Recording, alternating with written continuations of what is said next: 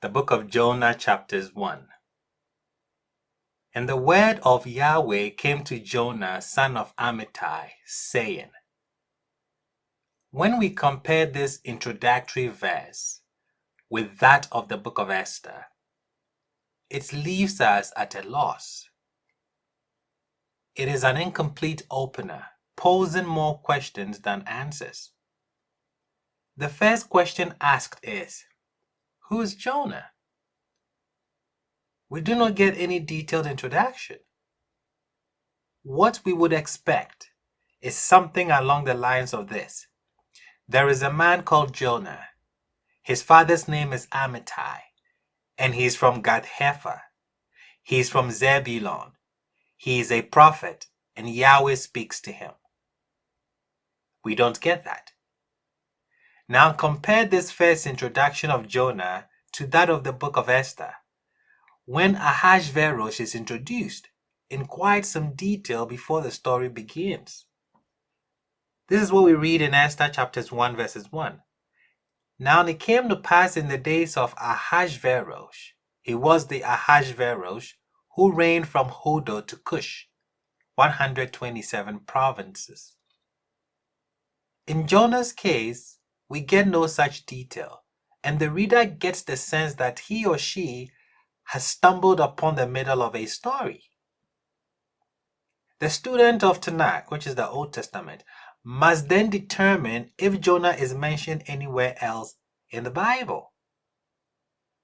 There is in fact mention of Jonah in the Bible. He's mentioned in the book of 2 Kings, where he is described within a firm historical, geopolitical, prophetic context. Here, we not only take note of Jonah in history, but we are also told what city he is from, and most critically, we learn what his prophecy actually is. All of this is very helpful for understanding the whole book of Jonah. This is what we are told in 2 Kings 14 about Jonah, verses 23. In the 15th year of Amaziah, the son of Joash, the king of Judah, Jeroboam, the son of Joash, the king of Israel, ruled in Samaria 41 years. And he did what was evil in the eyes of Yahweh. He did not turn away from all the sins of Jeroboam, the son of Nebat, that he had caused Israel to sin.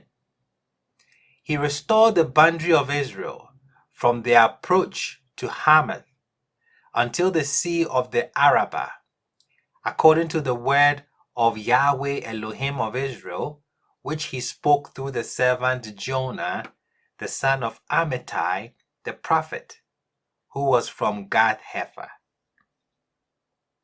So Jonah, as we have seen, was the prophet who prophesied that Jeroboam, the son of Joash, the wicked king who did not deviate from the wickedness of Jeroboam, the son of Nebat, would be successful in expanding the Hebrew border. So in the historical context, this places Jonah roughly in the year 750 to 760 BCE, a time when the main enemy of Israel is Syria. This is important. However, around this same time, there is a large empire to the east rising up and making moves to ultimately destroy Syria within the next 25 to 28 years. This new kingdom is none other than Assyria. Wait a second. What is the capital of Assyria? It is Nineveh. Oh boy. The plot thickens. Now, what is Jonah asked by Yahweh to do? Verses 2. Arise, go to Nineveh, the great city, and proclaim against it, for their evil has come before me. We are told that the evil of Nineveh has come up to Yahweh. Where else do we find such a similar phrase, where a city's evil is said to come up to Yahweh? I believe it is Sodom. We can therefore assume that Nineveh is almost the worst place in the world. The people participate in activities that Yahweh deems as terrible, making them another Sodom. Yet, though seemingly unredeemable, Yahweh sends Jonah to cry out to Nineveh. The question is why? The first real difficulty with this book is not the tale of the big fish or of the sailors. It is right here in this very verse. Where else in Tanakh, Old Testament, are we told that Yahweh sends a prophet to speak to a non-Hebrew people in a non-Hebrew nation, compelling them to repent? The answer is never. There is no such instance. Jonah is asked to go to Nineveh and proclaim or call out against it. What is he supposed to call out or say? We have no idea, as we are not told until Jonah finally makes the declaration against Nineveh, which he says in 40 days, Nineveh is going to be destroyed. The declaration itself is a strange one to make, as it does not really give much information. There is no content to the declaration, and there is barely any content to what Jonah says when he finally gets around to making it. What are the residents of Nineveh expected to do? Get out of town? Take up arms? The picture portrayed is murky at best. Verses 3. And Jonah arose to flee to Tarshish from before Yahweh, and he went down to Joppa, found a ship going to Tarshish, paid its hire, and went down into it to come with them to Tarshish from before Yahweh. Jonah is asked to rise and go to Nineveh, but instead he rises and flees to Tarshish. He arises as instructed, but then chooses a different destination, which is Tarshish. We do not know where Tarshish is, but we do know that it is somewhere in the Mediterranean. Is it on the southern coast of Turkey? Is it perhaps a reference to a place that is near Gibraltar? Is it, as some suggest, in Tripoli or Tunisia? We do not know for certain, and the truth is that its location does not matter.